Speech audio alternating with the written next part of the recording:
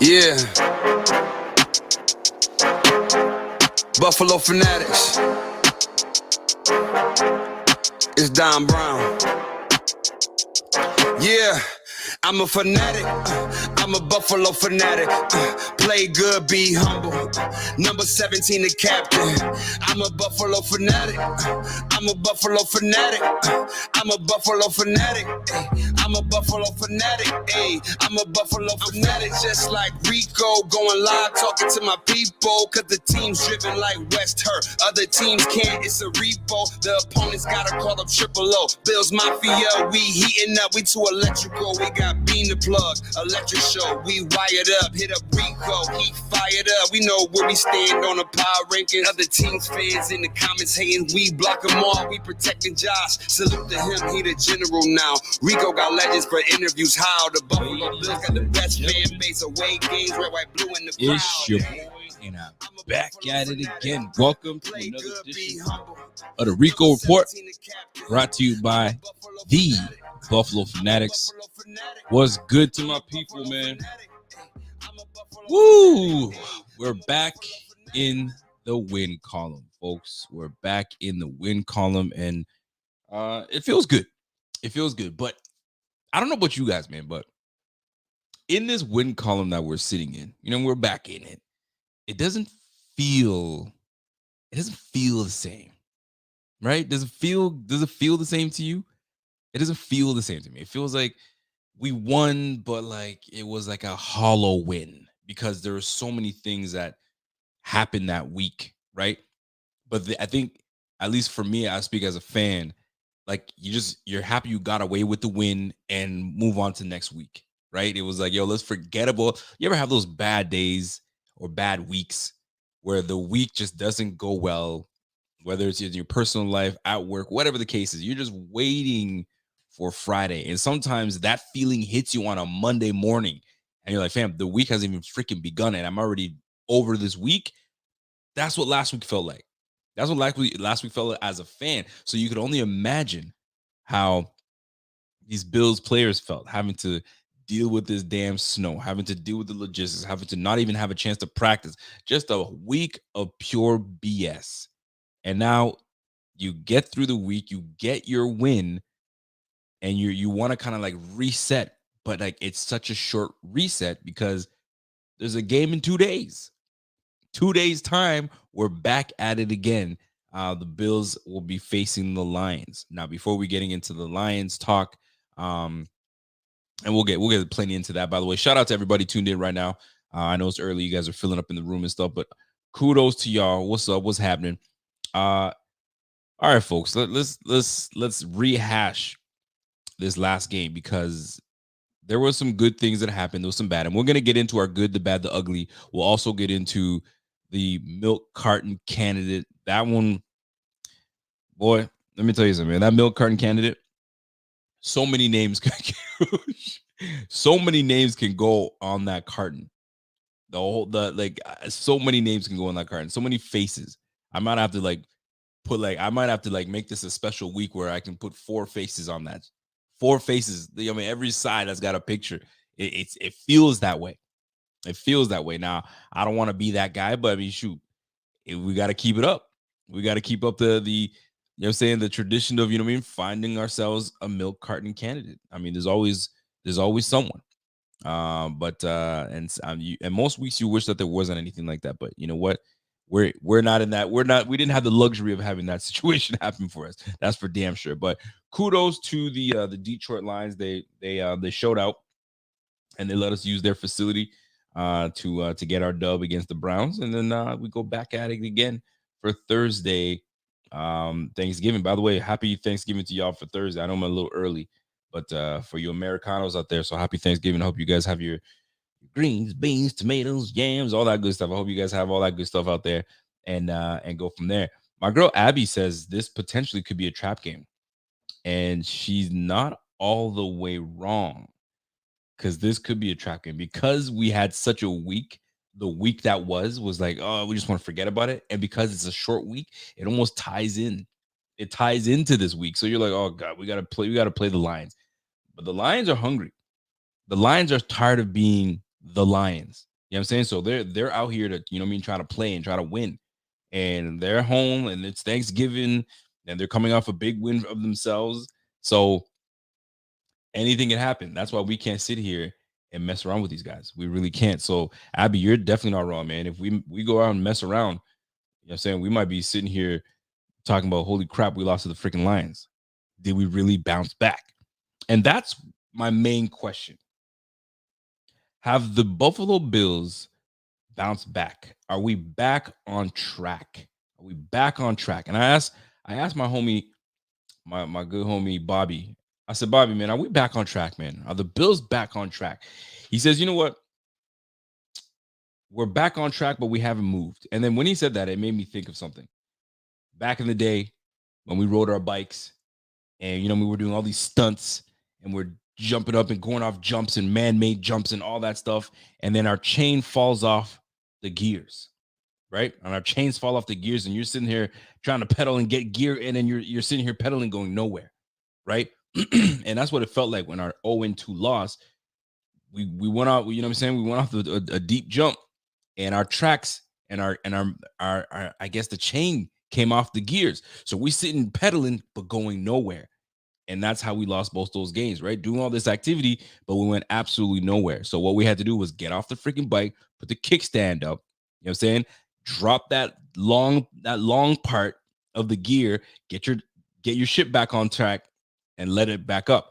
The only thing is that first pedal to get going, it's usually tricky, right? Because it's got to fall on the right gear so we can get going. So that's what this game is coming up. We put the chain back on gear. We're about to start pedaling again to see where we are, on gear. Do we get right back into, fast-paced gear like we normally are, with scoring points and putting up 30 points and not needing 6 field goals? Or are we slow to get out of the out of the game, just like we were in against the Browns? So a lot of those things stand in our way. We have some challenges that stand in our way, but my man Steven agrees at this point, where we're gonna find out where we are and what gear we are. Are we starting up at gear number 1? Are we starting up gear 6? And Detroit is going to be a nice test to see where we are. Are we going to be consistent and build upon the last win against the Cleveland Browns? Now, this Cleveland Browns team, they came to play, man. Like, just as much, thing is, like, and you got to give it to them, as much as the Browns are the Browns, if you will, but they're not really, because they're obviously a quarterback away from being competitive. And not to take anything away from Jacoby Brissett, because Jacoby Brissett actually dotted the I's and crossed his T's all over the Bills secondary. He really did. And here's the thing. I rewatched the game. I rewatched it in its entirety. I rewatched it in highlight form, and I rewatched it in the condensed form to see what the hell was this performance. Now, obviously, we didn't practice, so that makes a big deal. It's a big difference. However, when I look back and I was watching this game, there were 2 drop passes in the end zone. 2 drop passes in the end zone by the Cleveland Browns. Jacoby Brissett was playing. He was playing. He was not messing around. So kudos to Jacoby Brissett. And it's a double whammy for Jacoby, because these guys were 3-6. They could still somewhat be alive, you know what I'm saying, by not taking another L. And they just had a bad matchup, because playing against the Bills that really needed to win and not go down 0-3, very difficult for these guys to win that game. Now, keep this in mind. Not only were the Browns playing not to obviously lose that game, they're now down to 3-7, but Jacoby Brissett is not playing for potentially a starting job somewhere else. So he's got to put everything he can on film. And he did a damn good job against our defense. Is our defense fraudulent? Did it look fraudulent? Absolutely. Did the defense come to play? No. You know what I'm saying? Did we get torched in the backfield? Absolutely. I can't really point at anybody in the defensive backfield that really stood out to say, "Oof, thank goodness we had that person." You know what I'm saying? Because everybody had their moments of like, what the F was that? You know what I'm saying? From Jordan Poyer to Dane Jackson to Teron Johnson, like, yo, everybody got touched. You know what I'm saying? So it wasn't a great display of defense, especially in the backfield. That's for damn sure. But this game was a good one to have because they weren't a team that was going to lay down. That's number one. They definitely weren't going to lay down, and we didn't need that. We didn't want that, and we needed someone like that. But they weren't competitive enough to really push us. You know what I'm saying? Because we had our own blunders. We had our own blunders. You know what I'm saying? So starting off slow and having no practice, a lot of that plays a factor. But overall, this game we just had, great to come up with a win, but so many things that we need to work on. So many things we need to work on. But nonetheless, there were some bright spots. There were some dark moments in that game, and then there was some just god awful, ugly moments in that game. And then we'll touch all over it. But before I get into all that, by the way, shout out to everybody tuned in right now. We're sitting at just over 130 people rocking with us right now. So I appreciate y'all. Real talk. A lot of the Bills Mafia right now conversation is stemming around the likes of Tre'Davious White. When is Tre'Davious White coming back? Is he not ready? Is he mentally fragile? Like, when are we going to get this thing kicked off? According to coach, it's soon. It's coming. It's just he's just not ready yet. He's just not ready. So whether it comes this week or maybe next week, to me, it makes sense that he may not play this coming week. It gives him the rest of the week, obviously Friday and the weekend. We don't play on Sunday. And then it gives him a whole week of preparation. So we may see him against the Jets. Is it the Jets that we play first? That's right. No, we play the Patriots. So we might see him against Macaroni Jones and the Patriots. So it's we're going into week 12 right now. We're going into week 12 against the Lions, week 13. So week 13. So week 13 is when we might see my guy, you know what I'm saying, Tre White. So so for those that are wondering and asking, I mean, shoot, nobody knows but Tre and the medical staff. And my guess is he comes back for the Patriots game. And the Patriots game, I don't know if it's an away game or if it's a home game. I'm not too sure. But nonetheless, it's one that most people are talking about. But right now, in my opinion, it's a lot of mental. Like, physically, they say you can get back in 9 months, depending on who you are, 10, maybe 11 months, give or take. Maybe he's going to take the full 11 months plus, right, to really physically get right. Now it's just a matter of mental. Play fast. But you can't get started until you actually get started. So we're waiting on that, man. We're waiting on that. Shout out to my man Bills Bets and Beers. What's up, Chad? What's happening, man? He said, "Yo, get those likes up in here, guys. Great content coming from my man Rico. I appreciate that, Chad. You the man, brother. You the man." So let's you might as well. We might as well get into it. We might as well get into it. It's a short week. We're gonna be back at it again on Thursday, so you can't give all the content up. But we might as well get into the good, the bad, and the ugly. And let me tell you something, man. There wasn't a lot of good, but the good that did stand out stood out very strong, very strong. So I'm going to start off on the offensive side of the ball and the run game. The run game was absolutely fantastic to see. I know some people don't like that type of football, that brand of football. I do. I like a team that can run the ball dominantly, right? That's just me. I grew. I don't know, man. When you play ball, and you play back in the day, and you played, I mean, running back, like, you know what it takes. You're saying, like, you want that. You want the feel. You want to be able to contribute to this team by pounding and grounding the rock and all that good stuff. So the fact that we've been complaining and been wanting and been praying for us to get a run game back, it was nice to see that we established that this game. Now, mind you, Josh Allen was going through a bit of a, I don't know what you want to call it. You know what I'm saying? But when your quarterback is going through it mentally, you got other guys that you can lean on. And that is exactly what happened. The Bills leaned on the run game, and that they did. So Ken Dorsey dug into that bag and made sure that we established ourselves in the run. And just to make yourself understand, 33 rush attempts. We had more rush attempts than we had passing. 27 pass attempts and 33 run attempts. That right there is exactly what Bills fans have been wanting to see. But what took so freaking long? It's not like we lacked the talent in the backfield. We don't. We actually lessened the load by moving on from Zach Moss. All right, so now you've got, you know what I'm saying, we got rid of the, the bulky, power back. Maybe that doesn't work for our system. Okay. So now you got your elusive back in Devin Singletary, and you've got your speed back, your one cut back in James Cook. And it was lovely to see what James Cook was able to do when he's got more than 10 carries instead of this whole 3 to 4 yards. Now, I got to keep it a buck and I got to keep it real.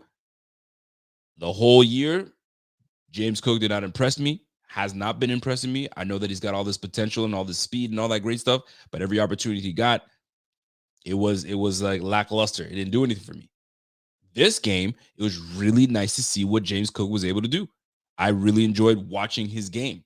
And it to the point where I was like, give this guy the ball more. I want to see more of this guy. I want to see this guy warm up because he's one of those backs. And it's nothing that we didn't know, but he's one of those backs that, you know what I'm saying, get him a crease and he sees that crease, he could be gone for 60. You know what I'm saying? And it's nice to know. And it was nice to see. So if Dorsey knows what's good for him, he will continue to tap into the run game. Don't just do it for one game and then move away from it, because that's what people are going to be paying attention to. That's what teams are going to be paying attention to. Can these Bills really run the rock, or do they choose not to? And based on what I saw, we clearly can run the ball. So it's more of a reason to Dorsey not running. Like, what's your reason? It looks like he just doesn't want to. He wants to continue to be the passing team. Well, obviously, when you run the football, the pass is going to suffer a little bit. I wouldn't call it suffer, but you're not going to pass as much. But it doesn't look bad at all. I'm watching the San Francisco 49ers take on the Cardinals, and I'm watching McCaffrey and Elijah, I think it was Elijah, run the rock, and Garoppolo still threw for 3 touchdown passes. Still put some yardage up. They still threw the ball in the air, but they're still able to really run the rock, man. So it's really nice to see. And the Bills gave you a little bit of that glimpse this past Sunday. And how nice was it? I'm actually just gonna try to pull up the San Fran game. Look, check this out. Garoppolo went 20 for 29, 228 yards. He had 4 touchdown passes. 4 touchdown passes. I have no bones whatsoever if Josh Allen doesn't give me 400 yards passing. He gives me 220 yards, 240 yards, and 4 touchdown passes. I guarantee you Gabe Davis ain't going to complain. Stephon Diggs ain't going to complain. They're going to be getting their touchdowns. They're going to be getting their yardage. What more do you want, right? And then look at the run game. Elijah Mitchell had 9 carries for 59 yards, 6 yards a pop. McCaffrey had 7 carries for 39 yards. And then they had 159 yards total. 159 yards total. What a balanced game. They had 28 rushes and 29 passing. Now, at the end of the day, 2 different teams, 2 different philosophies, different OC. So you got one that's extremely creative, that's got experience in this game, and you have one that's just on the come up, right? But it's nice to see. Look, they put 38 freaking points up. 38 points up with nobody really going ham. You know what I'm saying? But it was just nice to see that these guys had the balance. So what we saw from the Bills was really nice. These guys were able to run the freaking rock, and we were able to run for 170 freaking yards. Let's go, man. That's the type of shit that I'm on. That's what time it is for me, man.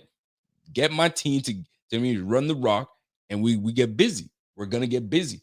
Devin Singletary, 18 carries for 86 yards. James Cook, 11 for 86.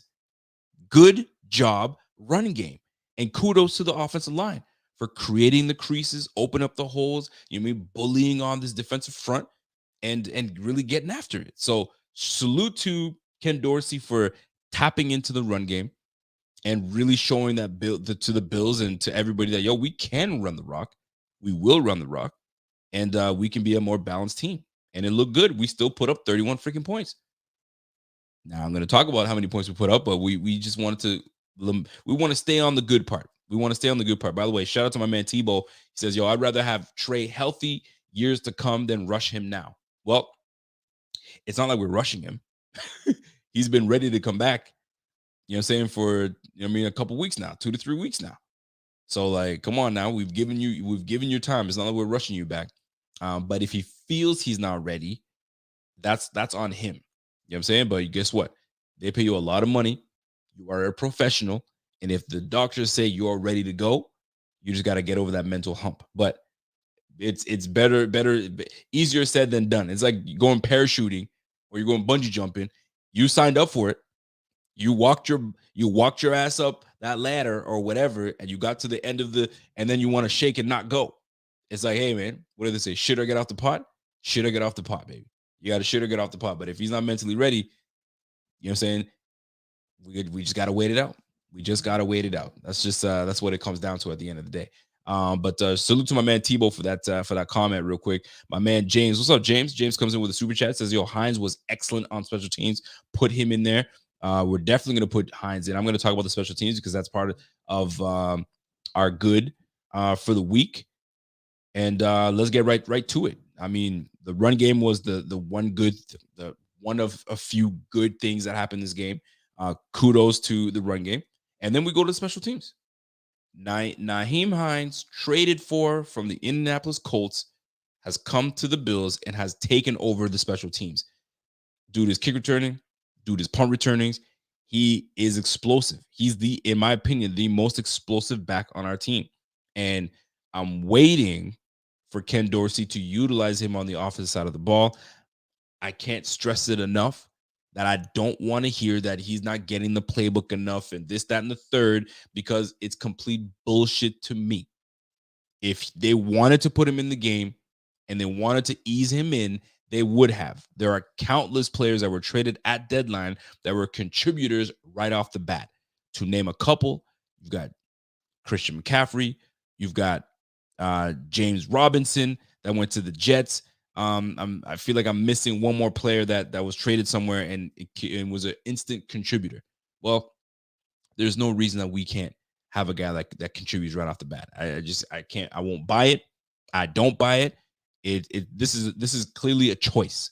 This is a choice on how they're wanting to use him. And Nyheim Hines can't be that guy that comes in and says, why the F did you guys trade for me if you guys aren't going to use me? Because they're using him. And right now he's doing the most that he can on special teams. And he's actually really doing extremely well. Just this past game, kick returning, he had 3 kick returns for 76 yards and averaged 25 yards a pop. And he had a burst of a 32-yarder. And he also had 2 punt returns for 37 yards and averaged 18 yards a pop. 18 yards a pop on a punt return is extremely great. That's fantastic. 25 yards a pop, that's solid, man. That's a nice base. A nice base. 30 and on, you're nice when you're returning that football. You know what I'm saying? Usually if you get 10 to 12 on punt returns, that's cool.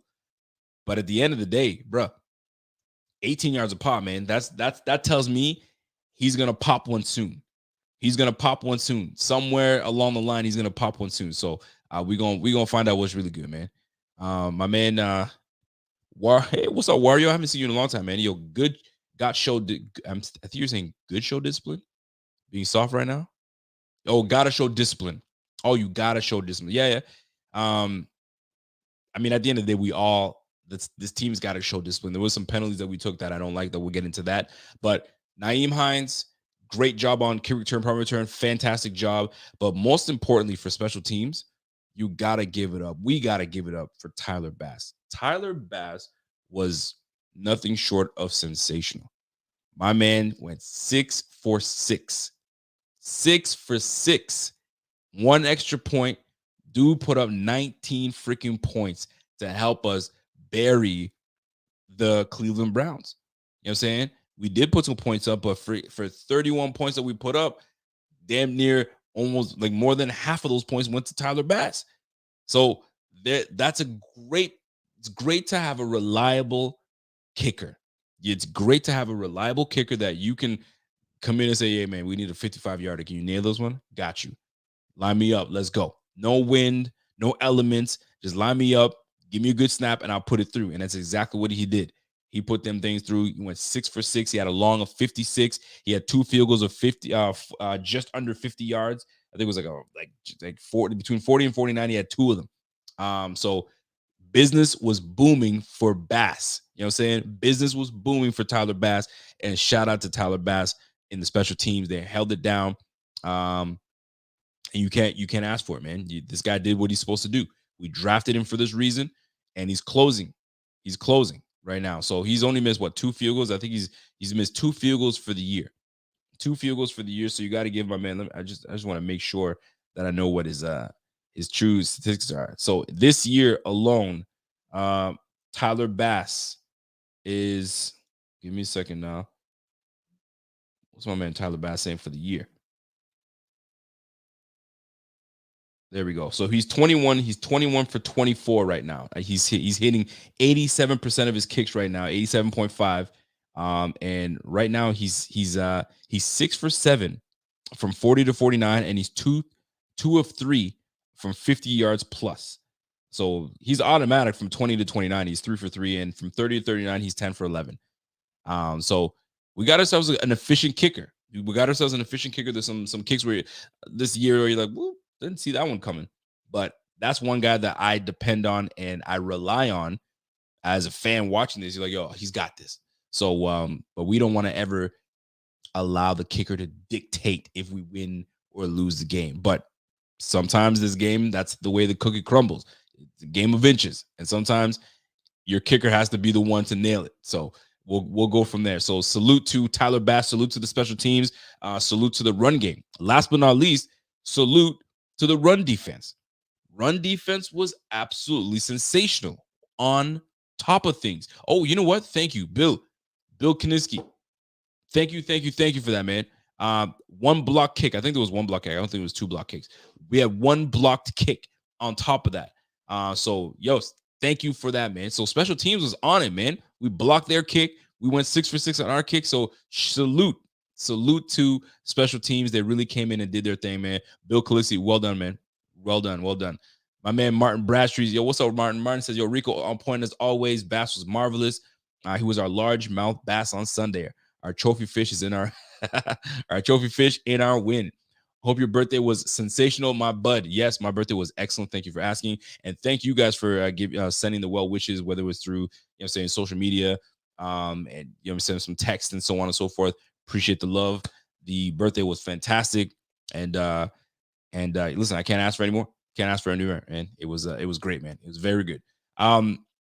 So for the good, I gotta go one more thing. Any chance we get OBJ still? OBJ is looking at other teams, is like not us right now. You never know. This guy. I mean, I'll give you my theory on OBJ later on, but I'll just tell you right now, OBJ, whether he's coming to Buffalo or not, I think he had his friend Von Miller hype things up for him, get suitors out there for him, so they can build the buzz up. So that way, when he's ready to return, then he's got suitors, right? Nothing worse than when you're coming off of a big time injury and you got no suitors. You got your agent making your phone calls. You want to strike the buzz up, and I think Von Miller helped him get the buzz going. Von Miller's secure him where he's at. I'm here in Buffalo for, the next 3 years at least. So I'll try to get my guy in, but if he doesn't, he's still my homie. And if he gets somewhere where he gets his money, he gets paid and does what he does, I did my job as a friend. Because let's not forget, these guys are friends. You know what I'm saying? They're not just like, oh, I run. I see him in the summertime. No. These guys are buddies. So if I can help my homie get a job, I'm always gonna help my homie get a job. You know what I'm saying? That's the way I look at it. But anyway, last but not least, good. The other good that stands out to me was our run defense. Our run defense was fantastic. And you know what? What else was fantastic? The cake that I had for my birthday. My cake that my wife brought down for me was fantastic. And then I had cake later on, and that was even better. So if you catch what I'm saying, you good. So it was good times. Now, this run defense, we held Nick Chubb, if not the best running back in the league right now, to less than 20 yards rushing. And it's not like he had like 2 or 3 rushes. He had enough touches that he could do damage, and he's done damage to other people. But the Bills, we were stout in our run defense. We were able to take him away. We were able to stifle that run offense, and our defense came through, led by Von Miller, Daquan Jones. Ed Oliver had a solid interior game today. So listen, man, Sunday, very good output. And this was without Greg Rousseau. And he's one of our better run defenders. This was out without Greg Rousseau. We had the likes of Shaq Lawson coming in and contributing, and we know how strong Shaq Lawson is in the run defense. But we had a really, really good game plan, and the game plan was executed. We did not allow the Cleveland Browns to run amok. We did not allow Wyatt Teller to come in and push us around. That was not happening. The Bills stayed strong. We kept that man to 1.4 yards a carry, something stupid. And they should be proud of themselves for that, man. 14, there you go, Bill Kiniski, 14 carries for 19 yards. If my math is correct, it's like, what, 1.4 yards a pop? So, yeah, man, good freaking job defense, man. You can't even hit on that. Let me see what it was right. Yeah, 1.4 yards a carry. You know what I'm saying? He had one long run of 12 yards, but we had him in the backfield multiple times. Ed Oliver was one of them that had him at least twice. So, kudos to the run defense. The run defense was fantastic, and we'd love to see more of that, because the last few games, I'm going to tell you, man, I was a little worried that Nick Chubb was going to come in and run amok on us. But the last few games, the defense kind of, you know what I'm saying, let some big runs happen, right? 200 yards against the Green Bay Packers. I sound like a broken record, but that's what it was. 200 yards against the Green Bay Packers. 170 yards against the New York Jets that put up 3 points against the Patriots. Like, go figure. What the hell? How do we lose to the freaking Jets, man? I know that we lost because we gave the ball away, but like, my goodness, man, Wilson is garbage. And we let these guys do that to us? Golly, that kills me. Anyway, so 174 to the Jets and then 147 to the Vikes. So there was some bleeding happening. We were leaked. You know what I'm saying? They hit us on the nose, and we were leaking a little bit. So we had to go to the cut man and kind of cut us up a little bit and keep us nice, because the fight goes on. So we can't be entering the fight with a leaky nose. You know what I'm saying? So they patched us up and we were straight, and the defense looks fantastic. So shout out to the defense. Shout out to, more specifically, the run defense. We had the mentality to stop the run, and we did. Shout out to that. And that's what stands out to me from the good, the bad, the ugly. And in terms of the good, those are the 3 things that stood out: special teams, run defense, run offense. Shout out to you guys over there. Now, it wasn't all good. It wasn't all good. And there were some moments where I was like, oh my goodness, what is happening? Well, let's start off with this. In the first half, we were absolutely buns. When I tell you we were buns, we were absolutely freaking buns, man. We couldn't get anything going. At one point, there was 10-3 Cleveland. 10-3 Cleveland, bro. Like, what? I was shocked. I was like, what's going on? We needed to get it. We need to get that thing together. So at one point, I'm looking at this offense. I was like, yo, the way we playing right now, it doesn't look like Josh Allen is ready to play. It doesn't look like this offensive passing game is anywhere near what we were doing the first 6 weeks. What is happening? Is it time to push that panic button? You know what I'm saying? Because some people were saying, what's going on? If you lose this game, what's happening? And it wasn't looking good in the first half. The first half, wow, Josh Allen just wasn't himself. At one point, I looked at his passing statistics. He didn't target Stephon Diggs not once in the first quarter. Second quarter, late in the second quarter, that's the one time that you had a reception from our guy, you know what I'm saying, Stephon Diggs, our best receiver, one of the best in the game. And you're not targeting him in the first quarter? That's appalling, right? So I'm looking at this offense, and I'm like, this is not good football. This is bad football. We aren't doing anything right now. And the first half was just god-awful. Ken Dorsey was calling some bullshit. He was getting these guys doing jet sweeps and doing this bull. Like, it just was not working. Nothing was working. So there was no flow. Now, I will give them a small morsel of love, or I guess if you want to call it an excuse, you know what I'm saying? But they didn't practice all week.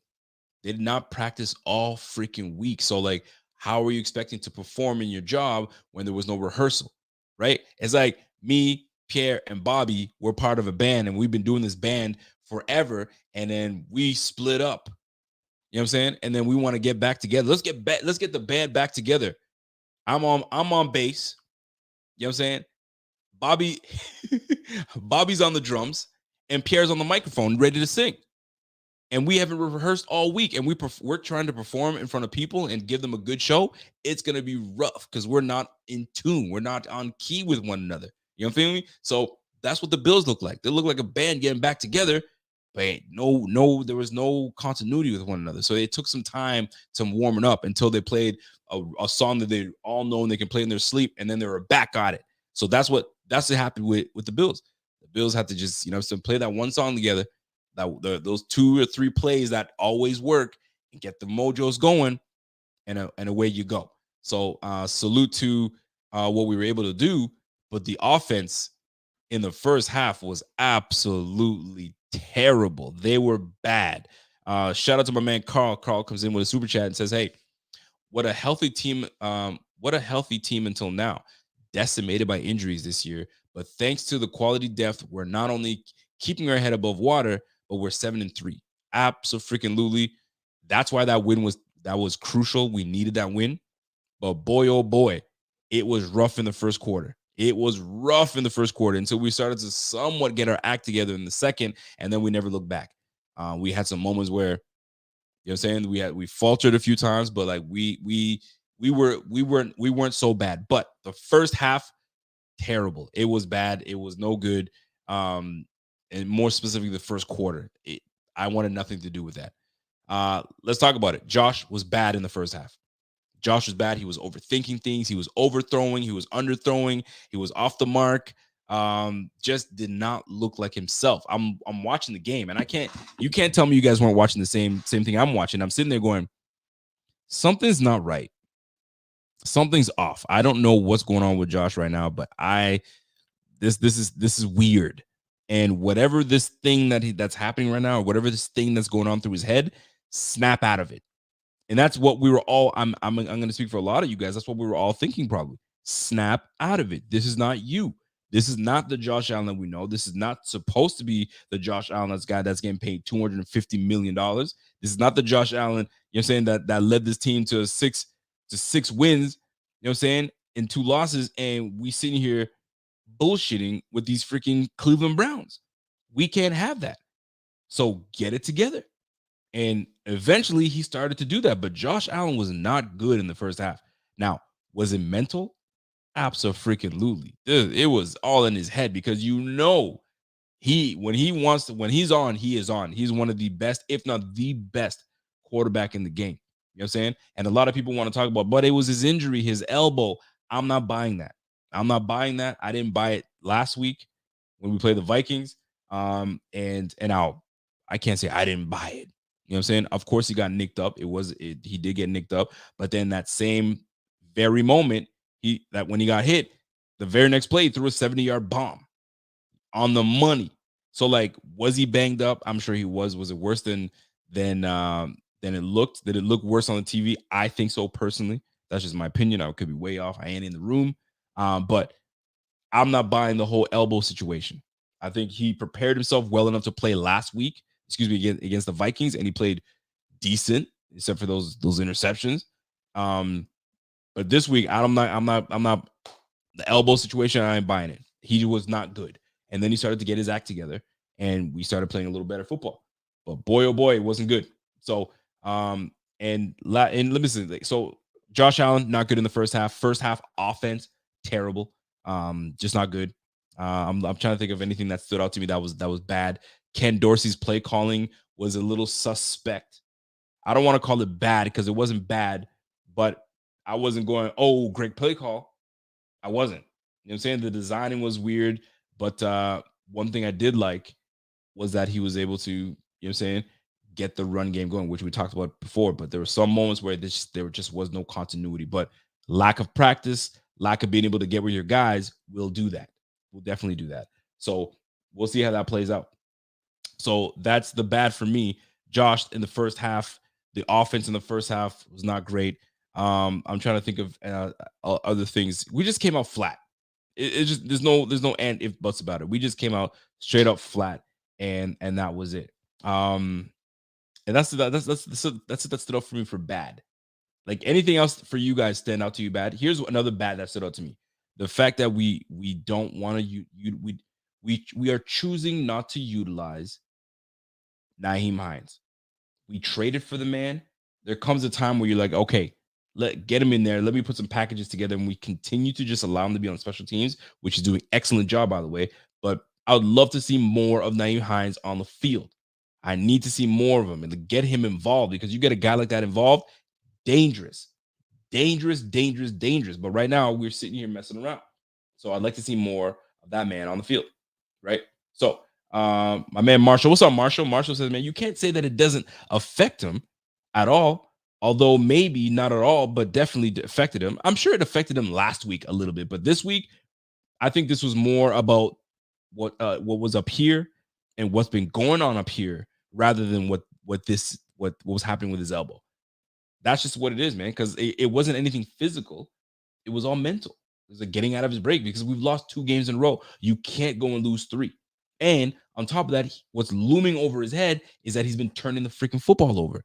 When you're turning the football over twice a game for 3 games straight, that will get on you. So every throw you make, you're over analyzing it. Did I put too much on there? Maybe I should take a little bit off.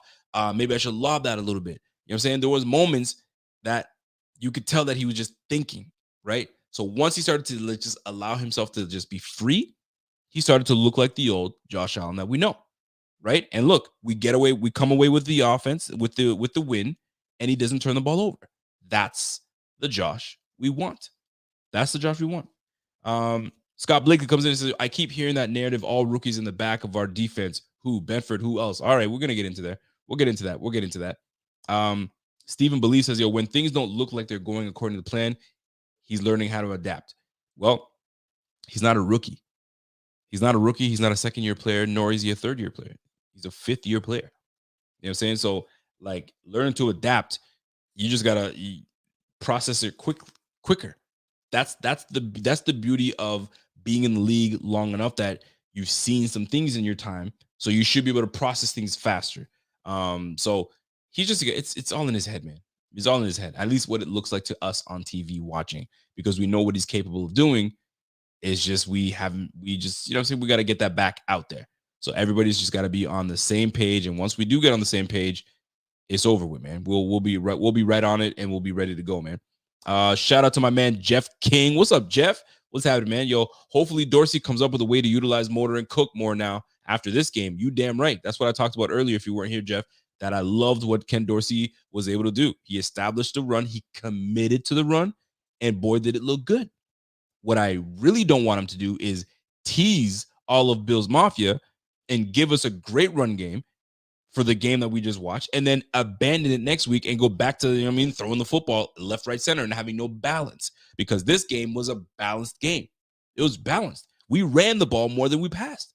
Very balanced. And the beautiful thing about this whole thing was we were able to run the football when the opposing team knew we were going to run the football, and we were running it with success. That's what I've been wanting, right? Running the football, letting and allowing this team to know we're going to run the football, but you got to be able to stop us. And we have elusive, good enough backs that we can do those things. But that's up to our offensive coordinator to actually make that happen and facilitate. You know what I'm saying? That's what it comes down to. Now, bad. That's what stood out to me for bad. Those very things. And I'm going to go right to ugly. What stood out to me? What was ugly? But before I do, my man James says, yo, Rico, yes, we were flat first half, but we played clean and went into the halftime up by 3. Let's keep that in perspective. Absolutely. Definitely keep that in perspective. First half and first quarter and a majority of the second quarter, we weren't playing well until we really started to get together at the end of the half. That's why we went up and took that score, and then we got the ball back, and then the rest is history. But great point nonetheless. Now, we talked about the good. We talked about the bad. Boy, let's get into the ugly. Because right now, straight up, the defensive backfield was atrocious. The defensive backfield was absolutely ugly. No disrespect. With all due respect, no disrespect, whatever you want to call it. Jacoby Brissett is a good quarterback. He's a solid quarterback. I think he's had a bad rap. I think he did pretty decent when he had his time in New England, when he had to take over for a little bit. I think he did pretty decent when he was with the Colts. I think he got unfairly removed when I think was it Phillip Rivers came over, right? They moved on from him, and right where he's at right now, he's done a decent job to try to keep these guys afloat. Not great, but decent. But this game, Jacoby Brissett did everything and anything he wanted to us. He had over how many completions? He had 28 completions. 28 completions, 324 yards. And it's not like it was garbage stats. They were in it right up until the end. Those weren't garbage stats. Like, he was throwing the ball to move the chains, to score, right? 324, 28 completions, almost 8 yards a pop. 8 yards. Can you imagine? He's throwing the football 41 times, and every time he completed the football, he was averaging out of 20 completions, 8 yards a pop. Dude, you feel me? So, and it's not like we sacked him a lot. He was only sacked once. And that was, I think, it was close by Von Miller, but I think with Matt Milano. Matt Milano had him on that blitz, right? And he had a rating of 116 on the Bills secondary. Golly, we were absolutely terrible. We were terrible in the backfield. My goodness, and I'm going to be more specific soon, but not good. It was ugly. Scott Blinken says, you put Josh Allen on training wheels, you have a fish out of water, period. It's true, man. You got to let that man get off the training wheels. But sometimes you have a, you know what I'm saying? Somebody that should be on training wheels just a little longer because you're too wild. Slow the F down. You're too wild. We're going to take those things off. I know you don't need them, but we're going to take them off soon. But until you can show me that you're in control, I'm going to put those things on. And I'm hoping that, they take off the training wheels next week and they let this man fly and let him do what he does. You know what I'm saying? But Jeff, listen, Scott, I totally get what you're saying, man. Put Josh Allen on those training wheels, you gotta let him fly. You gotta let him do what he does. Because when he's in his element, he's one of the most unstoppable players in this league. He's that good. He's that good. Now, back to this defensive backfield. Now, before I cook this defensive backfield, because cooking is what the Cleveland Browns did to this defensive backfield, there were some moments that Dane Jackson had a couple, pass breakups. Cool. Jordan Poyer, the return of Jordan Poyer was definitely felt. You can tell these guys were, a little more in check, if you will. And Poyer made some plays himself. He had a big breakup on David Njoku on a corner route, and he also had to stick him on a tight end screen. They tried to run a tight end screen, and he was all over it. So salute to Jordan Poyer. But Jordan Poyer didn't have the greatest game himself. I didn't have the PFF grades, but I'm sure the PFF grades for Jordan Poyer weren't stellar. My man got hurdled into next week from David Njoku, and David Njoku had some ups on him. He jumped right over Jordan Poyer. You know what I'm saying? It's just a terrible look when somebody gets hopped over. That shows that you're not looking, number one, and you've got your shoulder in and you're going into nothing. It's just one of those things. Now, having to tackle someone way bigger than you, I can't imagine that's fun, but that's why you guys get paid. But nonetheless, this defensive backfield got absolutely cooked. They got manhandled. Listen, Amari Cooper absolutely abused Dane Jackson. Dane Jackson, for the most part this year, has been mediocre. You know what I'm saying? I'm not going to say he was a bum, but he hasn't been excellent either. He's been mediocre. But this game, he was god-awful. He was awful. He was getting turned around. He was getting beat left, right, center. They played with him. They played with him is what they did. They said, this is who we're going to go after. We know the tendencies of this guy. He doesn't ever look back. When you have him beat, just do what you do because he doesn't look back. He's not going to turn around and get an interception. Unless it's a tip ball or he's in zone coverage, he ain't going to be able to cover you one-on-one. He's not fast enough. His play was on display. And let me tell you something, man. Go back to the Kansas City game. Go back to the Kansas City game and watch the play that ended the game when Teron Johnson jumps the route and picks off Pat Mahomes. Look who was trailing behind the receiver. Yup, you guessed it, Dane Jackson. And it wasn't like a yard behind. This man was like 2 to 3 yards behind him. You know what I'm saying? If Dane Jackson wasn't there, that's a completion for sure. So something's got to give. You know what I'm saying? So, but guess what? That's all we got right now. We got Xavier Rhodes. We've got Dane Jackson. We've got Christian Benford. And then we got Cam Lewis. And we all saw what happened to Cam Lewis last week. He got absolutely mossed. He got Jeffersoned. He got Jeffersoned. Exactly what happened. Because Jefferson was their daddy in the backfield all week. The Vikings just did what they wanted. Kirk Cousins was looking like Kirk O'Bangs, man. That boy was doing it, man. We had no answer. We had no answer. So I even had to the point where I'm like, how many receivers have cooked us this year? How many receivers have cooked us this year and had really good years against us? Because we've been masking this number one defense, but like we've been putting up a lot of points. You know what I'm saying? So like we made a lot of teams one dimensional, and they've cooked us on the back end. So then I got, damn it, I don't know who did it to us, but somebody sent me a pic of the statistics of receivers that have gone against us, right? So check this out. Cooper Kupp, week 1, had 13 receptions for 128 yards and a touchdown. Okay. Jalen Waddle, 4 receptions for 100 yards.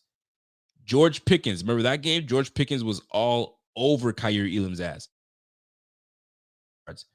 Juju Smith-Schuster, right? Juju, 5 receptions, 113 yards. Remember that big bat? We let that big reception happen, but it did happen, right? Week 8, Romeo Doubs, 4 receptions, 62 yards and a touchdown. Week 9, Garrett Wilson. Y'all remember that one? I can't believe we lost to the Jets, but Garrett Wilson, 8 receptions, 92 yards. What the fuck, man? Right? Week 10, you already know what happened. Justin Jefferson, 10 receptions, 193 yards. He Jeffersoned us. He sunned us all freaking game long. And last but not least, Amari Cooper, 8 receptions, 113 yards, 2 touchdowns off of 12 targets. Fam, we've been getting cooked in the back end. Thank goodness that we've been putting up points. But my goodness, man. And here's the thing. I rhyme off those receivers going off on us. Now, most of this year, these teams have been playing catch up, right? They're trying to score on us. So I understand that they're going to put some statistics because they're catch up mode. So they're in pass mode. But my goodness, man, these are big numbers. 128 yards for Cooper Kupp. Jalen Waddle, 4 receptions, 100 yards. Did he get into the end zone that game? I'm not sure if he did. Maybe he did, right?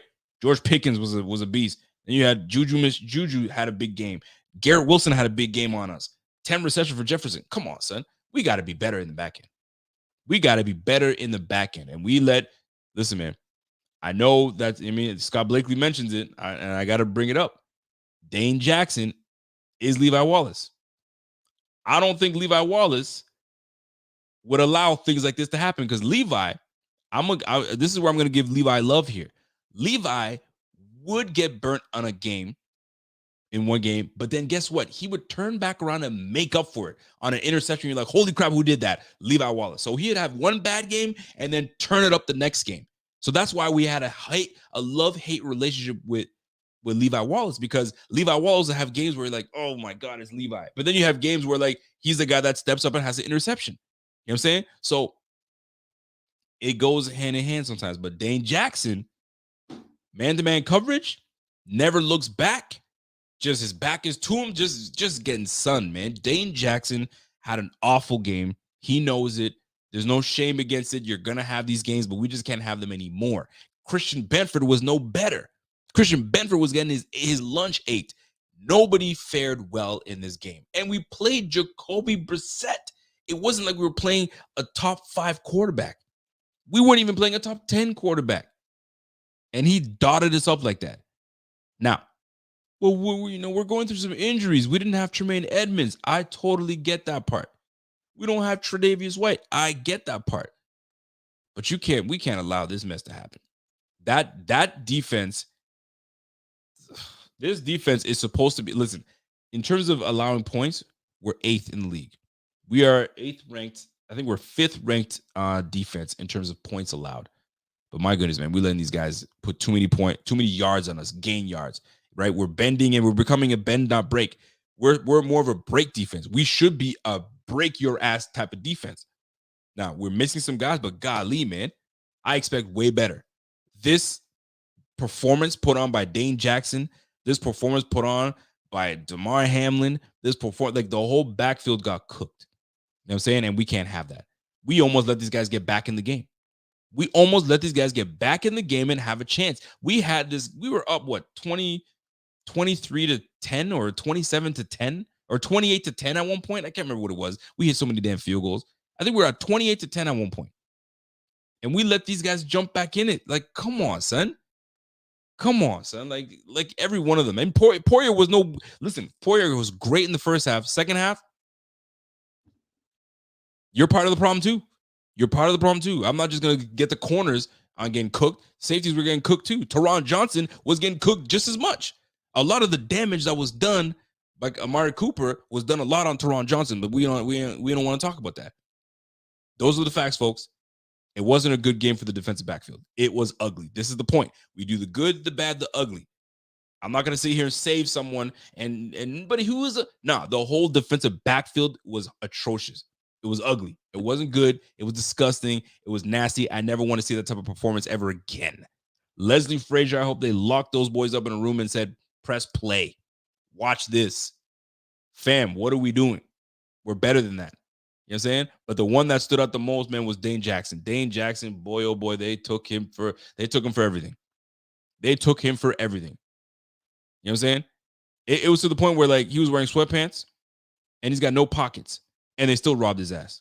You know what I'm saying? Give me everything you got. I ain't got no pockets. I don't give a shit. Give me your shoes. Give me it all. It was bad.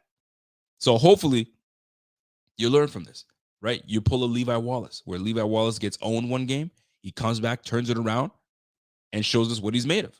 You know what I'm saying? My man Brian Barrows, what's up, Brian? Brian says, yo, Dane is not a good athlete at all, man. He can't play man. The likes of the receivers we're seeing, 7th round pick for a reason. You're not wrong. You're not wrong. And you made a good point, because I'm about to tell you who we have in the backfield, right? Dane Jackson, 7th rounder. Christian Benford, 6th rounder. Damar Hamlin, 5th rounder. You know what I'm saying? Like, need I go on? We have a lot of mid-round guys that are manning the backfield right now. If you go to our defensive front, our defensive line, Ed Oliver, 1st rounder. Von Miller, 1st rounder. Greg Rousseau, 1st rounder. Boogie Basham, 2nd rounder. You see what's happening. You see what's happening on the defensive line. You know what I'm saying? Now we have some anomalies. We have some moments where you have a guy like Matt Milano playing extremely well, 5th rounder.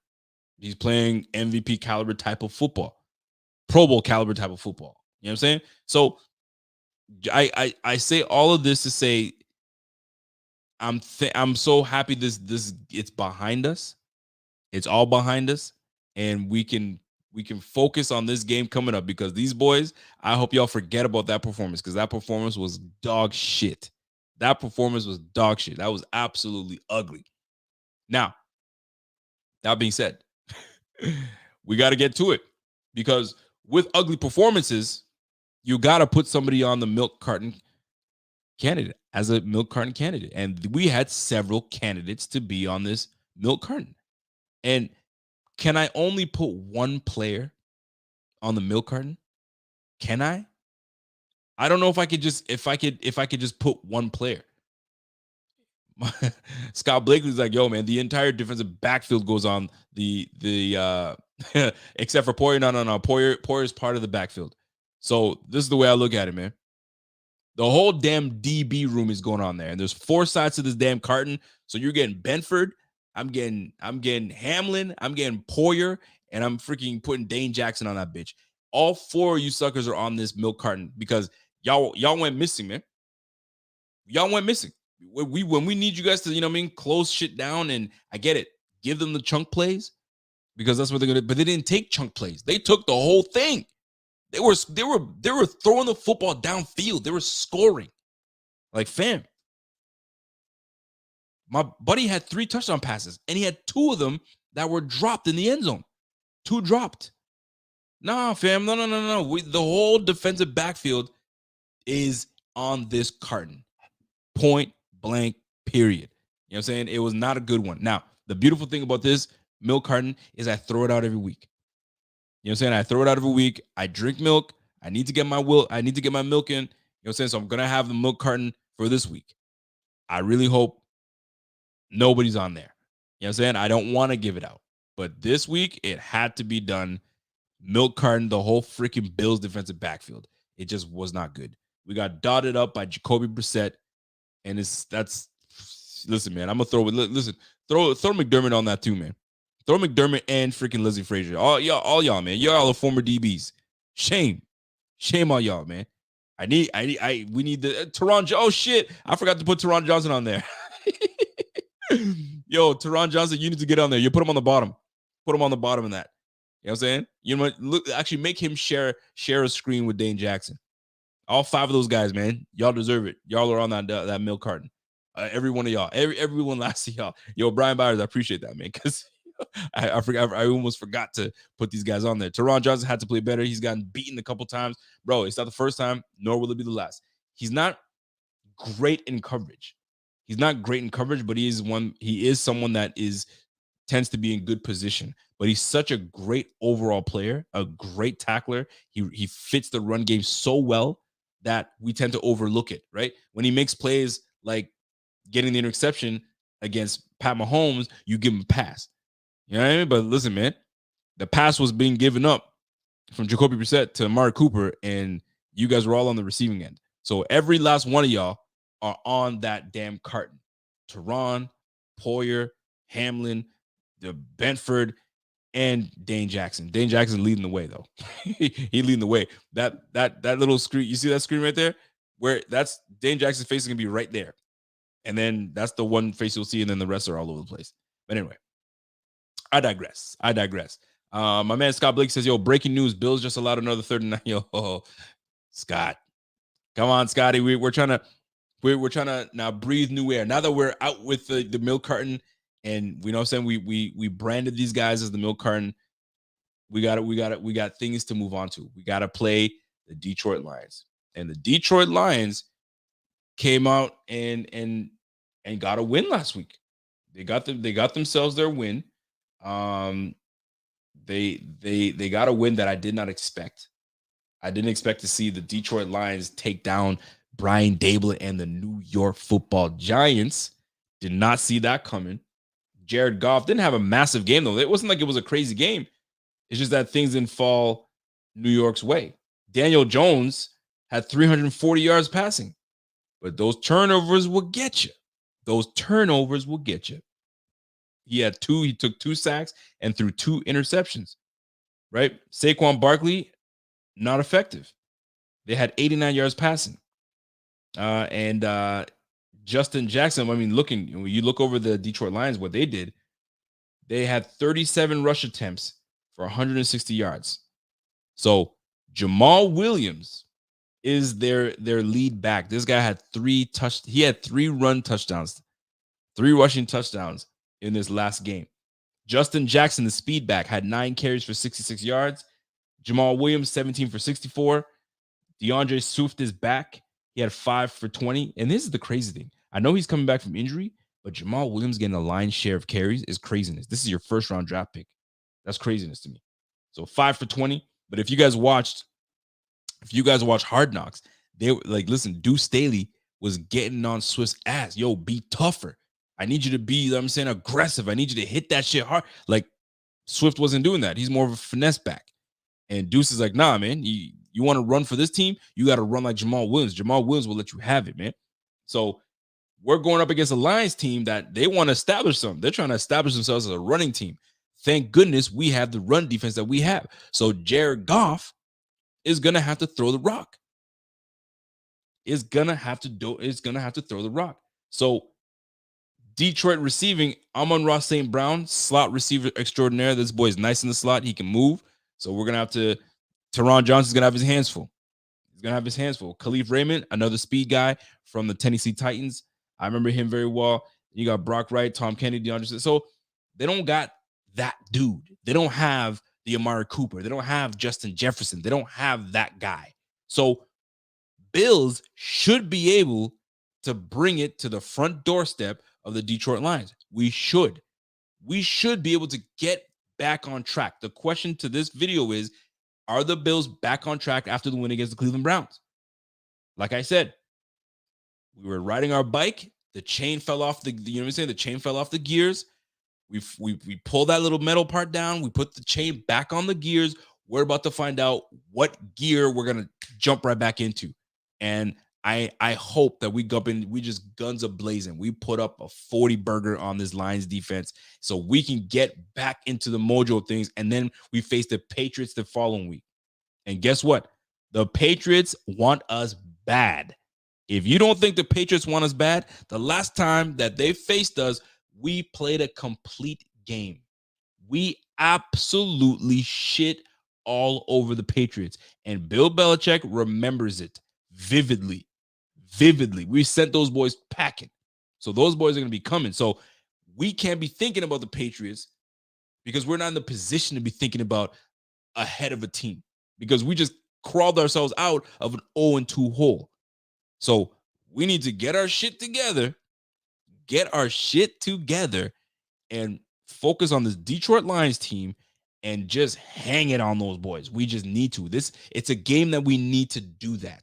We can't just get a mediocre win. I know a win is a win, but when you put it on a team like the Dallas Cowboys putting it on the Vikings, you listen, the Vikings didn't see that one coming. And as for the Dallas Cowboys, that's a great complete win. 40-3. You ran all over these guys. Boy, you better stop, man. I'm telling you, man. So we need to hang it on these Detroit Lions. I don't give a fuck who they are. I don't care that, you know what I'm saying, we haven't won in years. I don't give up. You know what I'm saying? We need to hang it on these guys, man. If we have to put 50 points on them and let them know what's good on Thanksgiving and let everybody enjoy a good Thanksgiving, that's what we need, man. This game is listen, this game is coming up on Thursday, so like this might be a moment where we need like this huge win, like especially with a short week. Maybe it's good for us to just reset quick and get back into this game quick. I just hope that we recovered quick enough so that way we can get there and just put beat the brakes off them. We need to beat the brakes off of them all. Aaron Glenn's defense is not good. That defense is poor. We should be able to just do what we need to do against this damn defense, man. Rodrigo ain't gonna do shit. This ain't freaking, you know what I'm saying? This ain't Hard Knocks. You know what I'm saying? This is regular season. We're in the month of November. We're going into December. This is where football matters. At the end of November or in December, this is where football matters. We're 7-3. Everything is open. Everything is fully open for the number one spot. The only thing I do not like is that we are 0-2 in our own division. I really hate that. I hate that with a passion. We are 0-2. But listen, man, the Dolphins are 7-3. They lead the division for now. We got the Bills at 7-3. We got Baltimore at 7-3. We've beaten Baltimore head to head. We faced the Cincinnati Bengals very shortly. We've already beaten Cleveland. We've already beaten Pittsburgh, and we beat Baltimore. Let's make this a clean sweep when we go and face the Baltimore Ravens. We've already beaten Tennessee Titans. The Tennessee Titans are 7-3, right? The only team that's got one win more than us is the Kansas City Chiefs, and we've already taken them down. So we're good. We just have to string these wins along, and that number one spot is still there for the taking. I really want that number one spot. That bye is something that I want this for this team so badly, so we can now be in full control. Maybe these two losses were something we needed so we can get our act together. Nonetheless, we need to get our shit together. And it starts with the Cleveland Browns. We took them down. We got back. We got out of our hole, got all the bullshit out of the way. And now we're on to Detroit. You know what I'm saying? And like my man Andrew Lipson said, man, I saw that. The Dolphins have 3 tough road games coming up. Who do the Dolphins have? Let's go take a look at what the Dolphins have, because I know I was talking to Kevin, and Kevin says our next game isn't so bad, but it's the next 3 after that are pretty tough. But who do the Dolphins have? Let's take a look at who the Dolphins have. Let's look at our opponents and who they're going to be facing. So right now, the Dolphins. So right now they're on a 4-game win streak. And don't forget, guys, they started off the season 3-0.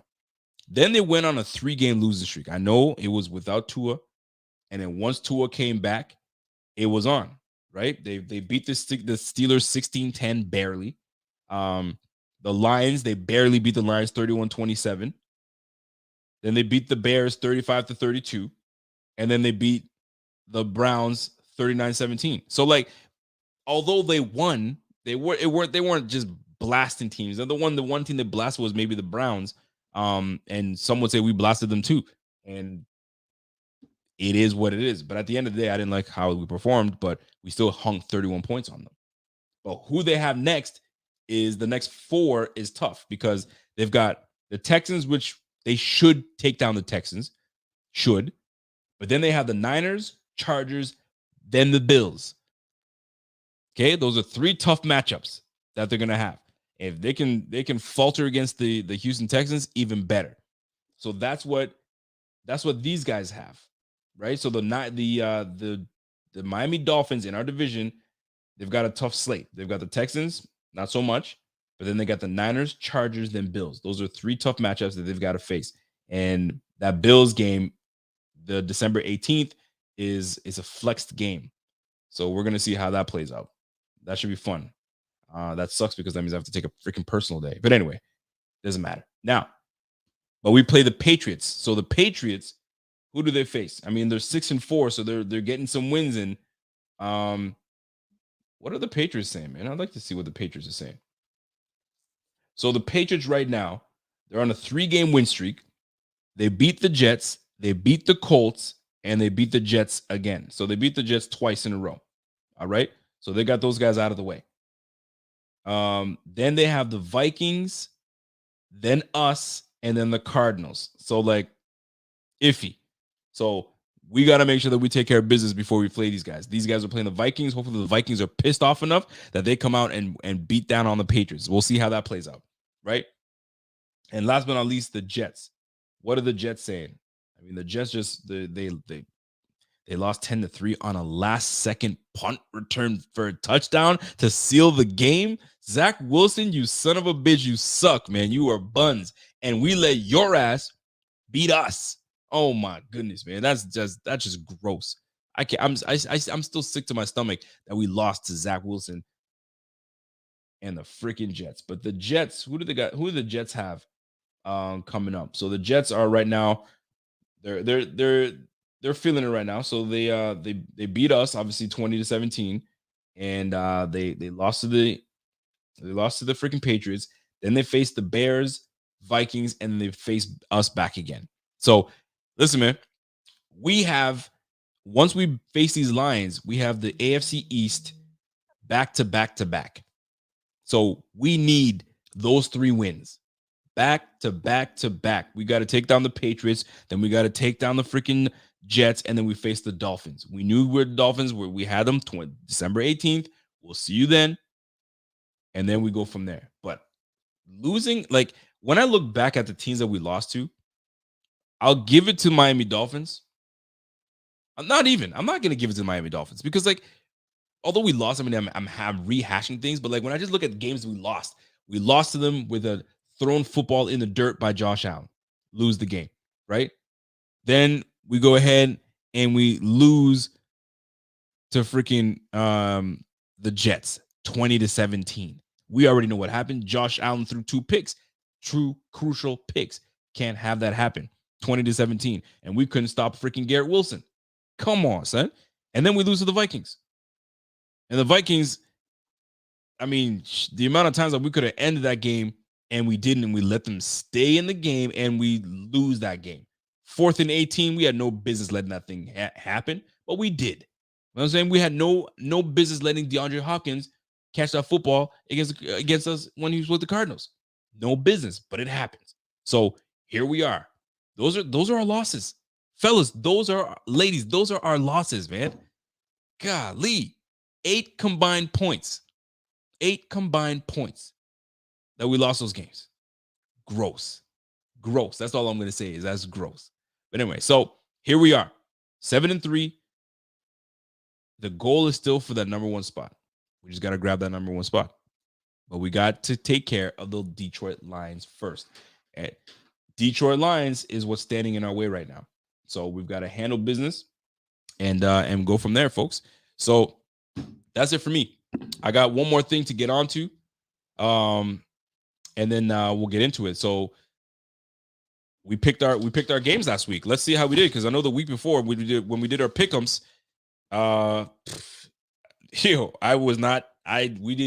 we did terribly. I don't want to hear, well, you made those picks. No, bitch. We made those picks together. You know what I'm saying? We made those picks together. So I said the Bears were going to be Atlanta. We were wrong. Atlanta won that game, but it should have been the Bears to win that game. Terrible. Obviously the Bills beat we beat the Cleveland. Philly just got by Indy. Patriots beat the Jets. That was my upset special. The Jets were favored, but I figured the Patriots would win that one. So that my upset, I'm 2 in a row for upset special. We said the Saints were going to beat the Rams, and they did. Baltimore beat the Panthers. Go figure. That was a weird game. Washington over the Texans. The Giants. I thought the Giants were going to beat the Lions, but guess what? That didn't happen. So there we have it. The Raiders over the Broncos. They certainly were. Cowboys over the Vikes. We knew that was going to happen. Cincy over Pittsburgh. That happened. KC over the Chargers. That happened. And San Francisco over the Cards. Listen, we only screwed this up by 2 games. By 2 games. That's impressive. We're getting better every week, folks. We're getting better every week. So this was cool. So we missed out on the Atlanta one. I thought the Bears were definitely going to take the Atlanta Falcons. I swear they should have. So we should have got that one. And the Giants should have beat the Lions. If not for those 2 games, that was a perfect. I would have made some money. Damn. I would have made some money. I would have made some damn money. Anyway, it is what it is, man. So we gotta get right back into it. So Scott Blinkers comes in and says, "Yo, Sean, now that your comment." Hold on a second, Sean. No, that comment was an asshole. You haven't had a clue how the area struggled with such. Who's Sean? And what is Sean saying? Now you guys got me. You guys want me to, me getting all in the tea. What's Sean saying, man? Mike, you saw my upset special, man. My upset special came through again. So I gotta pick out I gotta pick it out again. But I gotta go all the way back to see what Sean is saying. Okay, there's Sean. Sean Diaz says, "You guys better be nice to Detroit. You might have to use their stadium again to play the Dolphins." Boy, stop playing. Stop playing, man. We listen, you don't want to play us in the snow. That's for damn sure. That is for damn sure. But anyway, we ain't gonna touch that. Sean doesn't know what's up. He has no idea what he's talking about. But anyway, nonetheless, not bad. Not bad at all for the pick'ems, guys. Only 2 wrong. We're gonna keep pushing. This one of these weeks, we're gonna get it perfect. Carl Tolman comes in with a super chat. It says, "Hey, Tre White will not play versus the Lions or Patriots. Tre's season debut will be at home versus the Jets. He will have 4 games to get right before the playoffs. Tre will be MVP of Super Bowl and in Phoenix." Why'd you have to go LV11? Why'd you have to do that? Just give me the number. You know what I'm saying, trying to do all these Roman numerals for the Super Bowl. Just cut it out, man. Just get to the numbers and call it a day. You know what I'm saying? These damn Super Bowls, man. Super Bowl LVC, you know what I'm saying? Z9. Like, stop. Let's just give it a number already. Be done. But I appreciate you, Carl Tolman, for that super chat, man. All love. But when it does come to Tre White, my prediction is that he is. My prediction is he misses this game, but he's back for the Patriots game. That's my prediction. And then we'll go from there. You know what I'm saying? Because coach keeps saying he's pretty close. He's close. So it's just a matter of when he decides to get going. Stephon Diggs says, "Yo, he's looking really good." So we'll see. We'll see what that means. One will never know. But folks, that's it for me, man. I hope you guys enjoyed the show. I really do hope you guys enjoyed the show. We talked on the good, the bad, the ugly. And then we jumped on the milk carton alert and who deserves to be there and who's not. And then we jump into the Lions game. Now we'll get more into the Lions game on Thursday. during the pregame show. A lot of you guys are going to be out. Oh, no, maybe not. You guys are not going to be at work because a lot of you Americans have that day off. So you guys will be home. So join us for the pregame show. It'll be myself and Rev. Now for me, it's a regular day. I just happen to be off this week. So if I do the show, I'll have my little man with me. And I don't know how that's going to go because I'm on daddy duty. Wifey's at work. Kids are at school. So it's just going to be me and the little man. So we'll just see how that plays out. I'm hoping that I can put him down for a nap, but knowing him, he's a hater and he'll wake up when I don't need him to wake up. So I might as well just keep him up. So we'll see how that plays out. But folks, that's it for me, man. I hope you guys enjoyed the show. I really do. I like doing these things. Let's keep it going. Before you get out of here, smash that like for your boy. And if you have not subscribed, subscribe to the channel. It gets the algorithms going, guys. We are so close. The goal is to get to 25,000 subscribers. We are 24,100 subscribers right now. I'm so proud of this team. This team has done so well. The writing squad, Bobby, Pierre, Rev, Bot, Evan, everybody that's contributed to BF. We are so close to 25. That's a big milestone. We want to hit 25,000 subscribers. We have 890 more people to go. So let's get these things popping and we'll go from there. You guys want to do picks? Should we do picks right now? If you guys give me the thumbs up, if you guys want me to do picks, I can do picks right now, or we can wait until Thursday. Or do you want to do picks right now? We can go into next week and start making the pick'ems. I mean, if you guys are enjoying it like I do, then we can jump into it right now. But if you're like, nah, man, let's just wait and do pick'ems on Thursday, and then we can go from there. But if you guys are down for it, let me know. And plus, tomorrow, Team Canada plays against Belgium. For those that watch soccer, I'm a big soccer guy. I like soccer, so I need my boys Alphonso Davies to jump in there and rock that and let them know what Canadians are about when we play soccer, because we don't just do hockey up here.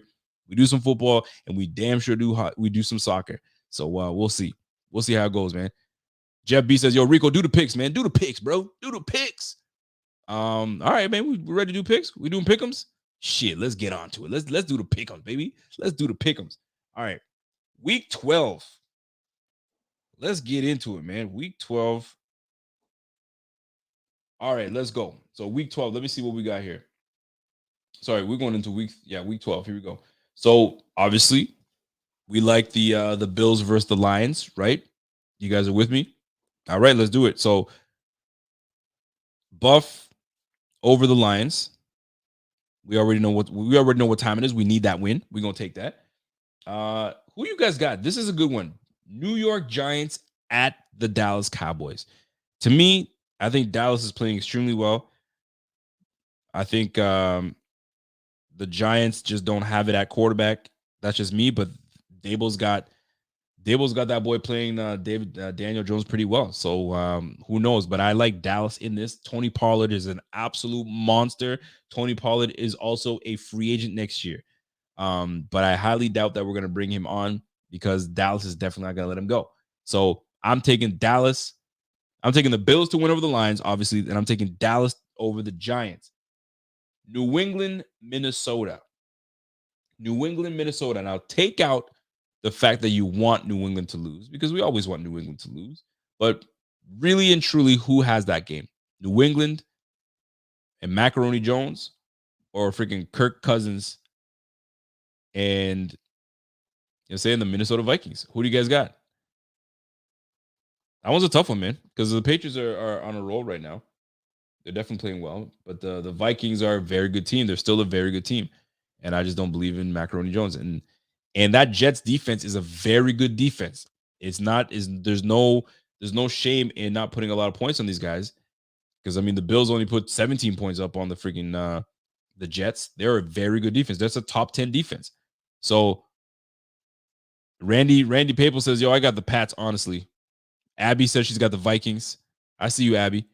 Vikings bounce back. New England gets this one. You guys are freaking tight on this one. Praying for the Vikings to win, but Andy got a defense. Stephen Believe says he says the Pats. Vikes by 3. Well, let's take a look. Let me see what Vegas has Let's see what the Vegas has this game. What direction they got it going. So they have the Vikings at a 62% chance to win. They have them, but here's the spread. The spread is 2.5. So if you have that game at 2.5 spread is closer than one wants to think. So I'm looking at what you guys think. Who do you guys like in this one? Vikes by 3. I see Pats. Pats is underrated. Your quarterback, his elbow is injured. Sean Diaz, be quiet, man. Skull. I got the Vikings. Pats. Vikings. All right, man. I'm going with the Vikings. Vikings over the Patriots. I think Justin Jefferson. Justin Jefferson is a little banged up though, so that makes a difference. So we'll go Vikings over the Pats, and it'll be perfect because then we'll take them on. So we'll see how that plays out. So next up, let me swing on back. All right, next up we've got let me swing on over here. Tampa Bay, Cleveland. Well, I'm going to take Tampa. There's nothing really for me to talk about. Tampa Bay over Cleveland. I hope you guys agree with that one. I think you guys are not going to really fight me on that one. This one's a tough one. Cincinnati at Tennessee. Cincinnati at Tennessee. So let's talk about this one. Cincinnati at Tennessee. So Joe Mixon, I think Joe Mixon's banged up because unless I'm wrong about this, but Joe Mixon is a little banged up. So Samaje Perine was the one that was, toting that thing. And you guys have heard me say this before, but Vrabel is a damn good coach. Vrabel's a damn good coach, but here's the thing. Vegas has Cincinnati with the edge, a 60% win predictor. But here's the thing. 1.5 is the spread, minus 1.5. Cincinnati Bengals. And to me, that's too damn close. And we saw what Pittsburgh was able to do to Cincinnati. So something tells me it's going to be a close one. There's going to be a scoring one. But I think I like Tennessee in this one, man. I think I like Tennessee in this one. What do you guys think? I'm looking at what you guys are writing right now. And I see Titans by 13. Damn, okay. Bengals. Titans take down the Bengals this one. Scott Belichick, thanks, Rico. Telling Sean to be quiet. Man, Sean needs to be quiet for real. Titans, this is the revenge game. Titans for sure. I like the Titans too, man. I'm taking the Titans too. Titans over the Bengals. And I have freaking I have Joe Burrow as my quarterback, so I can't have him do terribly. So we'll see how that plays out. All right. So we got Tennessee. We got that game. So let me see who's got next. Who's next? Who got next? All right. Houston, Miami. I mean, and this, I don't have an upset specialty so far, but I'm gonna take Miami over Houston, man, because I don't believe in Davis Mills, man. I don't believe in that team. That team is no good. They were already battling uphill to begin with. You know what I'm saying? When it came to coaching, when it came to all those things. So like there was a whole lot of things that stood out that game. So I'm taking Miami over Houston. No disrespect, Houston, but y'all ain't, you don't got it. You don't got it. Who do we got? Next up, Chicago Jets, the Bears and the Jets. Zach Wilson sucks. They're probably gonna bench him. So who's going in there? Joe Cool. I think Joe Cool's gonna be getting the start. So and Justin Fields just banged up his shoulder. So that one's a tough one, man. You got two injured quarterbacks when you got an older quarterback going in. So who do you guys like in this one? Jets with Zach Wilson or Joe Cool, or do you like Justin Fields? Chicago's been playing really well lately. They've been playing really well. They've been running the ball really well. Defensively, they've been all right. But the Jets defense is that good. The Jets defense is really good. And if they bench Zach Wilson, I think I'm going to take the Jets to win this one. I like what I see from the Bears, but just not good enough. So I'm going to take the Jets over the Bears. The Bears. I think that Jets defense is just too good. Atlanta, Washington. I don't know, man. Mariota doesn't do it for me, man. So I'm going to take Washington. Washington over Atlanta. I mean, for Atlanta to win that game, they had to have Cordell Patterson with a kick return touchdown. They had to do a whole lot of things to happen in that one. So give Give me Washington, man. Washington over Atlanta. See, I like that. Fields is injured. Yeah, I know Fields is injured here. He popped his shoulder, but they say he's questionable to play. So we'll see how that plays out. Abby, you and I think together, girl. We're on the same page. I like Washington too. Taylor Henneke is playing extremely well. I'm taking Washington on that, and their defense just got better. Chase Young coming back. That defense is getting better and better and better. So Riverboat Ron's got these boys playing, man. All right, who we got? What a shitty ass game. Denver and Carolina. What a stupid ass game to watch. Denver, Carolina. Like, I'll let you guys pick this one. Denver, Carolina. Who do you guys like? Denver, Carolina. Anybody? Bueller? Houston upset. You think Houston's taking the Miami Dolphins? I don't know. I'm gonna go back. I'll go back and through the list to see if I can find them at my upset special. You guys like Denver? Denver for the win? Ugh, me too. You see, Steven, I'm with you. Steven's like, ugh, I gotta pick a game. Yes, I have to pick one. Yeah, man. I Denver. I got it. I'm letting you guys pick this one. Denver over Carolina. I don't know what's going on with Carolina, man. Carolina just ain't it. They just don't got it. They don't got it. They were cute at first, but nah, you don't got it, bro. You ain't got it. Next up, Baltimore, Jacksonville. Well, I'm gonna take Baltimore. Baltimore is they're hitting their peak right now. Baltimore is hitting their peak. I know they had a rough game against Carolina, but they got it to work out. But defensively, they're getting better. The fact that they traded for Roquan Smith and Roquan is doing extremely well, and they opened up that whole defense. So Baltimore is gonna be a scary team going forward. So I'll take Baltimore over Jacksonville. Chargers, Arizona. I'm taking the Chargers over Arizona because Chargers offense is starting to come along. They got Keenan Allen back, and they're starting to get a little healthy.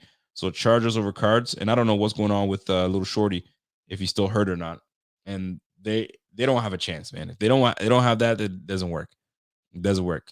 I'm not taking it. Jags upset special over the freaking Ravens, huh? That's a big upset. I don't know if I like that one though. I don't know, man. I think the Chargers, the Ravens are just too damn good. They're too good. Chargers, Cardinals. I say Chargers over the Cardinals. And who's next? Las Vegas and Seattle. That's a tough one. Las Vegas and Seattle. Oof. What are you guys liking that one? Las Vegas is coming off a big win.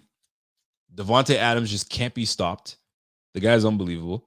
Josh Jacobs is a beast. I like the fact that these guys don't have more wins is baffling to me. They've been losing some tough games, and they got some talented guys on that offense. Who do you guys like? Seahawks by 10? Damn. Seahawks by 10. Gino and them boys. You guys like this one? Let me see what they're saying. I need to see the game cast. This might be my upset special if I get it right. Oh man, they got these guys down the middle. So it is -3.5 for Seattle. So Seattle's is got the edge. And they're dude, I think this might be my upset special. I think this might be it. The Raiders take down the Seattle Seahawks, man. Although Seattle's pretty good, but I think I like Vegas. I think they're starting to put some things together. Seattle wins big and rolls over the Raiders. Ooh, Carl Tolman's confident in that one. I like the Seahawks coming through with adversity. Walter Scales. What's up, Walter? I haven't seen Walter in a while, man. Are the Ravens better or are they just playing worse teams? They haven't exactly looked good. I mean, neither of the Bills. You know what I mean? But we're trying to work it. We're trying to work through it. But I don't know. The Ravens, they're starting to get better, man. They're starting to get healthier. That's the big thing. Seahawks bounce back. Let's go Raiders. We have great picks this week, man. Mark Hurdle, man. These ones are tough, man. I think I'm gonna go Raiders or Raiders over Seattle. I think that's gonna be my upset special. I'm gonna put a star there. Upset special is the Raiders over Seattle. All right, let's go to next game, and they're starting to get a little tighter now. All right, the Rams versus KC. What a joke! I'm not even. The Rams they just blow right now, man. They blow. It doesn't matter if Stafford's in or not. They blow. So KC over the Rams, not even a question. I'm not even gonna talk about that. If that was gonna be an upset, that would be the upset, but it ain't gonna happen. It ain't gonna happen. And last but not least, I think the last game, I got 3 more games. So because everybody's off their buys now, no more buy games. So New Orleans and San Francisco. I'm taking San Francisco over New Orleans. That's a no question, no brainer. San Francisco over New Orleans. Green Bay, Philly. Green Bay versus Philly. Well, Philly looked rough last game, man. They lost the week before, and they almost lost this game. They barely got out of it. Could Green Bay come in and take on and beat the good old Philadelphia Eagles? And right now they have Philly at a 73% chance to win, and the over under the spread is -7 Philly.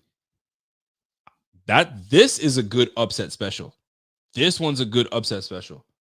Christian Watkins is playing extremely well. Romeo Dubs is coming back. I think I like this game as an upset special, man. I think I'm gonna take this one. I'm gonna scrap that Raiders one. Raiders still win, but I'm gonna say the Packers over Philly. I think they're starting to figure Philly out a little bit. You know what I'm saying? So teams are starting to play them. So there's some film on there, and you got to play them tough. So I say Packers over Philly. I think that's a good game to have a upset special. I'm just changing it. Upset special, Packers over Philly. And last but not least, the last game of the week is Pittsburgh and Indy. Pittsburgh and Indy. Who do you guys like in that game? I'm going to tell you right now, I'm taking Pittsburgh over Indy, and I'll tell you why. One name, TJ Watt. TJ Watt being back has sparked a difference in how these Pittsburgh Steelers play. One player is making the difference. Isn't that crazy? They're playing much better. Kenny Pickett is obviously playing a little better as well. George Pickens is a beast, but they're in the game. They got a pass rush, and I think Pittsburgh takes this one. Indy by 3. I mean, it's not a bad pick, but I think I'm gonna pick the. He said, "Woo, glad you dropped the Raiders." Yeah, I dropped the Raiders. I'm going with the Packers over Philly with a upset special. I gotta put my star for upset special. It's the upset special. That's what it is, man. So listen, folks. Abby, I'm with you, girl. Philly. I'm taking Steelers too. Steelers over the Indy, the coach by Jeff Saturday and them boys. Now they got some players out there, but I think I'm going to take the Steelers to win this one. I think the Steelers win this one. So, folks, that's it, man. Y'all got me to squeeze out some pick'ems. So it'll be good. So we'll get to go over it on Friday's show, and then hopefully we'll go from there, man. So, folks, tomorrow's show is going to be my man Rev, and then we're back at it again with a pregame show with myself, Rev for sure, and then we'll try to figure things out. Hopefully, I'm not going to have the little guy with me. If I do, brace and bear with me. And then we have the game. The game, I believe, is a 12:30 game. I wish it was like the 4:00 game, but it is what it is. So a 12:30 game for the Bills. And we'll see you guys then, man. And then join us after. And then we'll go for the obviously the post-game show. And then you guys can enjoy your meal. Or you can bring your meal as you eat, as you listen to me rant about how we won the game and not lost the game. And then we go from there. And for those that have different time zones, what time's the game for you? Because the game for me is at 12:30, which is not so. Actually, it's at 1:30. 1:30 for me. Growing Legit says his is at 9:30 a.m. Boy, that's brutal. 9:30 game. Yikes. Anybody else got a weird time zone that they got to wake up and watch the game? Or is it a later game for you guys? For me, it's later. It's a 1:30 game, which is excellent. I would have wished it was a little later, but it is what it is. But yeah, man. I guess everybody else is kind of normal time. 11:30. Oh shoot, we got Randy Papel 6:30 in Germany. Golly, okay, that's good. You got a nice 6:30 game. That's actually lovely. 6:30 in Germany. I'll take that. Scott Blakely is at 11:30 game. Scott, where are you? Oh yeah, you're in Chicago, Scott. So Scott's in Chicago. But why is yours at 11:30? Shouldn't yours be at 12:30 like everybody else? I didn't know that out west, out there, you guys have a very different one. I mean, it's not Eastern time, is it? So I guess not. On time for me, Abby says 12:30. So Scott's at 11:30. I'm at 1:30. You know what I mean? And my girl Abby's at 12:30. And then we got my man Mr. Paples. His is at 6:30. And then Carl Tolman says, my youngest son is in the Navy in Japan. And the game comes on at 2:30 a.m. Oh boy. Well, he's got to do what he's got to do. Get his nap in, get a good nap, and then wake up and get going. The only thing that sucks is he can't really yell and scream the way he wants to. But it is what it is. It is what it is. Anyway, folks, I really hope you guys enjoyed the show, because I enjoyed the show. And we thank you guys, each and every one of you guys, for tuning in and hanging out with us, because you don't have to. You got better things to do with your evenings, but you guys are hanging out with me, talking Bills football, how we can win, who's trash and who's not, and who's not playing well. And we go from there. Could you imagine players? I bet you the players don't have no time for that shit, but they rate all the local podcasts and who's good and who's not. Man, tell that Rico to shut his ass up. He's the worst. You know what I'm saying? They probably, who knows what they say. But anyway, I'm hoping that they like what we do and it's fun, but if they listen, if they're not. But anyway, it is what it is. So folks, enjoy your week. It's a short one, and we'll get right back to it as we always do. So if that is it for you, that's it for me. So my man wants me to give him a bing biggity bing, and a bing biggity bing goes to you, my guy. So you guys enjoy yourselves. Mine is at 10:30 a.m. Mountain Time, like Rev. Yeah, Rev is at 10:30. So he's gonna be early. He's gonna be up early with me doing good stuff, man. So we'll be doing the show, man. Abby, I appreciate you. That's always love. My girl Abby, she's been listening for a long time. Appreciate you, girl. Love it.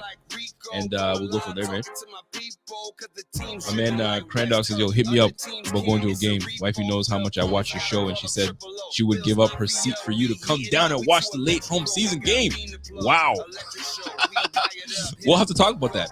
If she's for real, then I can't do that to. I can't do that to her. Shit. But tell her I appreciate her. Tell her I appreciate you. Wifey, it's good shit. But anyway, folks, you guys have a good one. Enjoy your night, and I'm going to enjoy mine. And we'll catch you guys on the flip side. And until next time, it's your boy. And I'm gone. Y'all have a great night. We'll catch you on the flip side.